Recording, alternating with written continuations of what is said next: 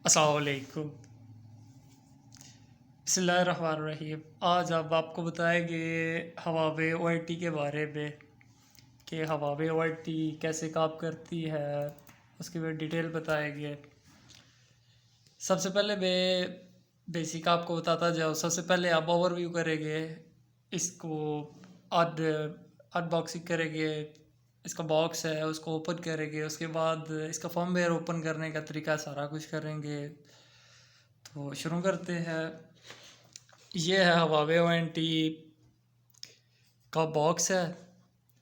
Huawei ONT HG84। ये side पे इसका सीरियल नंबर सारी डिटेल आ रही है। ये है हवावे HG8546M। तो इसकी अनबॉक्सिंग करेंगे, इसको ओपन करेंगे। ये ONT हमारे हाथ में है। इसकी पोर्ट्स के बारे में बता तो ये इसकी बैक साइड आ गया। इसमें ये बैक साइड पे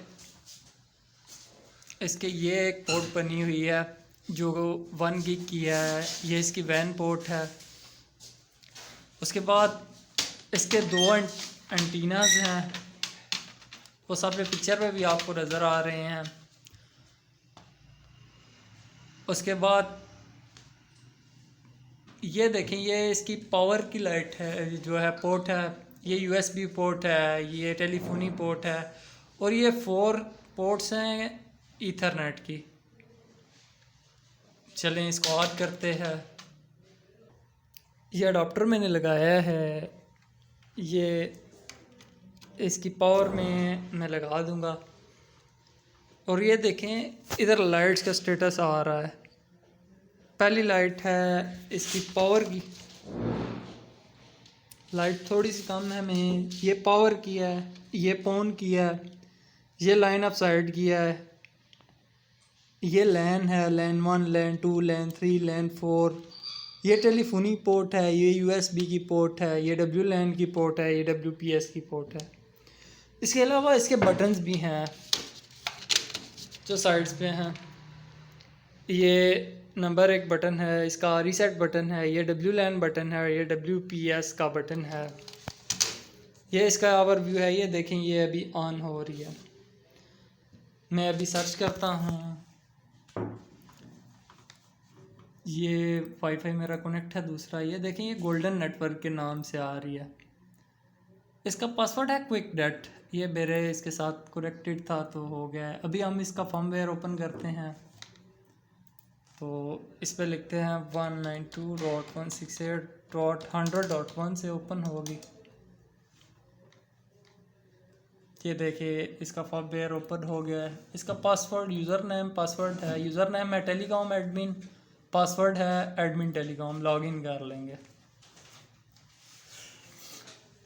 अभी इसका सबसे पहले स्टेटस आ जाएगा। स्टेटस में मैं आपको बताऊंगा वैन इंफॉर्मेशन। वैन इंफॉर्मेशन के ऊपर क्लिक करेंगे, अगर कोई भी इंटरफेस बनना है तो इधर आ जाएगा। उसके बाद आता है ये कॉन्फ़िगर करके फिर भी मैं आपको बताऊंगा। इसमें ईथरनेट पोर्ट की इंफॉर्मेशन है, ये देखें डाउन है सारी पोर्ट्स।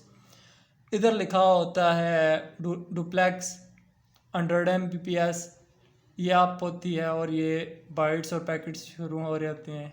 ये देखें ये DHCP इंफॉर्मेशन है। इस पर क्लिक करूँगा, जितनी भी डिवाइसेस कनेक्टेड हैं वो आ जाएंगी। ये ऑप्टिकल इंफॉर्मेशन है। अभी क्योंकि हमने ऑप्टिकल पावर नहीं लगाई हुई तो ये ऑप्टिकल नहीं बताएगा। नीचे इसके डिवाइस इंफॉर्मेशन आ जाती है, जिसमें इसका जो है मैक एड्रेस आएगा, सॉफ्टवेयर आएगा, उसके बाद डेट्स आएगी, ये चीज़ें आएंगी। उसके बाद रिमोट मैनेजमेंट। ये रिमोट मैनेजमेंट भी ये हवावे की OLT के साथ जब भी सिंक करते हैं तो ये साथ लगता है। यूज़र डिवाइस इंफॉर्मेशन ये बहुत इंपॉर्टेंट है। इसमें हमें पता चलता है कितनी डिवाइसेस कनेक्टेड हैं और ऑनलाइन कितनी हैं, ये आ जाता है। आगे आ जाता है वैन पोर्ट। वैन इसमें हम कनेक्शन ऐड करते हैं, ऐड करेंगे। ये देखें इधर हमने IPOE triple PoE account broadband connection करना है। ये VLAN अगर कोई भी आपके नेटवर्क में VLAN है, समझ लें 10 VLAN है, तो ये आपने दे देनी है। इधर जो है आपने यूज़ VLAN इसकी वैल्यूज़ दे देनी है। हम VLAN नहीं यूज़ करते इसलिए अनचेक कर देंगे। MRU हम जो है 2 किस्म के देते हैं। एक है जो नॉर्मली यूज़ होते हैं 1480, 1492, 1500, 1540, तो हम इधर यूज़ करते हैं 1492। ये देखें यूज़र पासवर्ड जो हमें ISP वाले देते हैं। ये LCP का मतलब ये है कि ये हमारे सिस्टम के साथ लिंक अप रहे, लिंक कंट्रोल प्रोटोकॉल है, इसको भी चेक कर देंगे। ये हम जो कनेक्शन बना रहे हैं ये LAN के साथ करना है या उसके साथ करना है SSID के साथ। अभी सिर्फ SSID है बनी हुई है, इस पर चेक करें ना चेक करें कुछ भी नहीं है। ये LAN अभी यूज़ हो रही है लेयर 2 पे, इस वजह से नहीं आ रही। उसके बाद मैं अप्लाई कर दूंगा, ये सेव हो जाएगा। ये देखें ये सेव हो गया। तो अभी हम स्टेटस में आते हैं, देखते हैं क्या इशू है। वैन इंफॉर्मेशन में जाएंगे, ये देखें ये आ गया, ये डिस्कनेक्टेड है। मैक एड्रेस इसका आ गया है, नेट इसका इनेबल है, ट्रिपल PoE ब्रॉडबैंड कनेक्शन है, डिवाइस ऑफलाइन है क्योंकि OLT के साथ सिंक नहीं है। आगे हम आ जाते हैं लैन में ये देखें अनचेक है। इनको हम चेक करते जाएंगे तो ये लेयर 3 पे काम करना शुरू हो जाएंगी। अप्लाई कर देंगे, ये भी लेयर 3 पे। अभी मैंने सेकेंडरी कनेक्शन बनाना है ना, तो मैं ऐड न्यू करता हूँ। सेकेंडरी कनेक्शन के लिए IPOE होगा। अगर VLAN है तो आप ऐड कर सकते हैं, नहीं है तो नहीं है। मैं नहीं करता ऐड। इधर मैं 1500 MTU दे देता हूँ। ये देखें ये आ गए, LAN 4 में मैंने कर दिया है। और इधर नीचे मैं स्टैटिक IP कर देता हूँ। इधर जो भी आपके नेटवर्क की IP है लाइक 0.2 सबनेट मास्क पे दे देता हूँ जो मेरे नेटवर्क का है। उसके बाद डिफ़ॉल्ट गेटवे दे देता हूँ।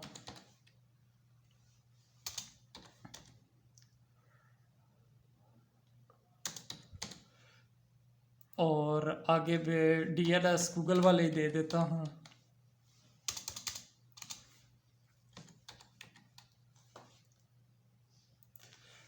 .8.4.4 47 हो गया है, सॉरी।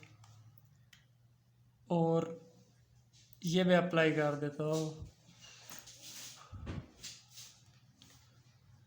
ये एरर दे रहा है, मैं चेक करता हूँ किस चीज़ का एरर दे रहा है। दोनों जो हैं वो सेम नहीं है। इस तरह करता हूँ, कोई और IP एड्रेस दे देता हूँ। ये देखिए 17 लिखा हुआ था, 172 करना था। अप्लाई कर देता हूँ, ये सेव हो गया। ये मेरा सेकेंडरी कनेक्शन बन गया है। उसके बाद IPv6 का ऑप्शन भी इन्होंने दिया हुआ है। उसका मैं आपको IPv6 का नेक्स्ट वीडियो में मैं बनाऊँगा।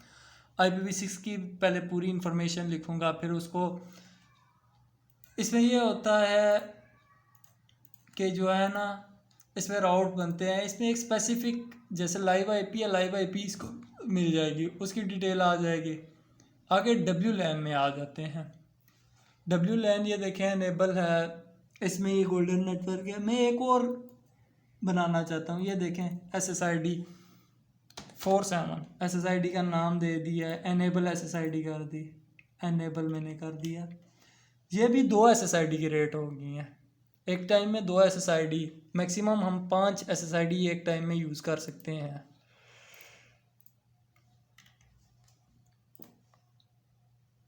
ये देखें ये डिस्कनेक्ट हो गया था, मैंने दोबारा कनेक्ट कर रहा हूँ।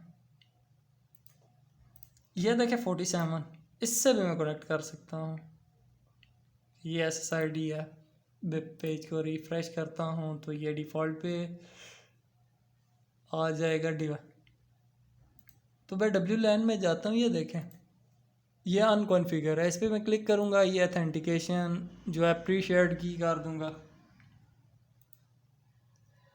ये की क्विक नेट ही है, और मैं अप्लाई कर दूँगा। अभी 2 SSIDs बन गई हैं। उसके बाद मैं चाहता हूँ कि मैं वायरलेस चैनल अपना चेंज कर लूँ, तो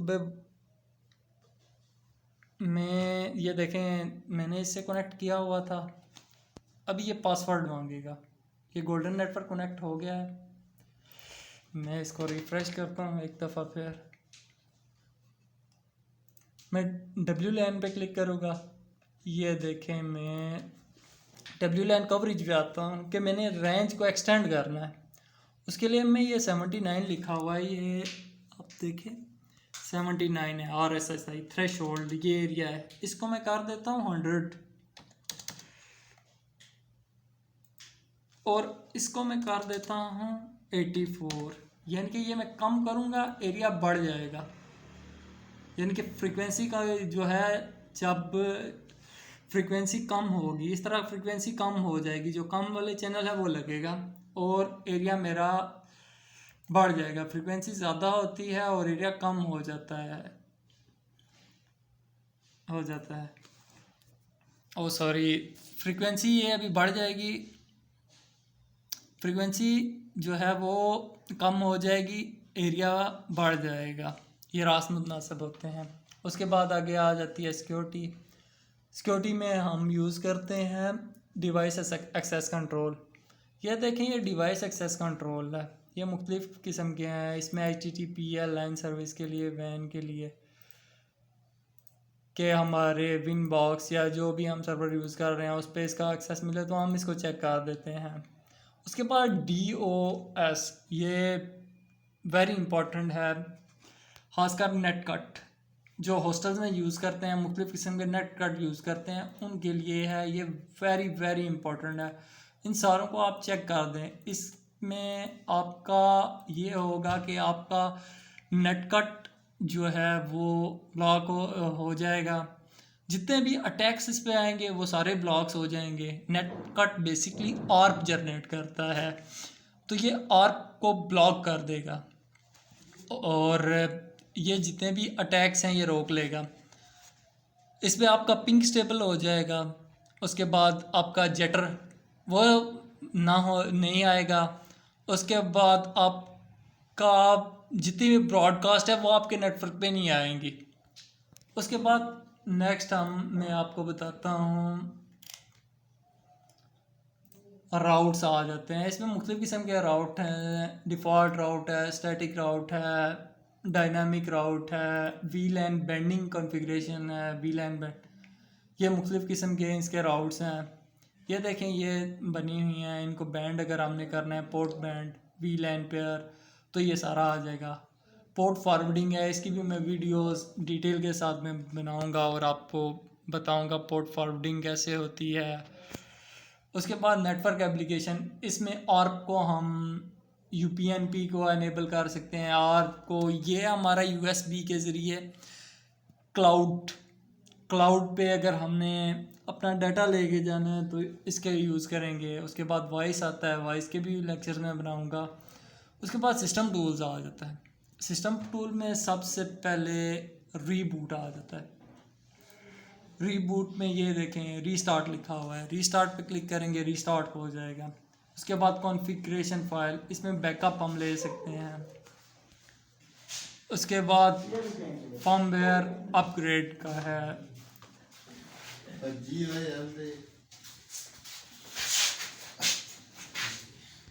इस पर क्लिक करके फर्मवेयर को हम अपग्रेड कर सकते हैं।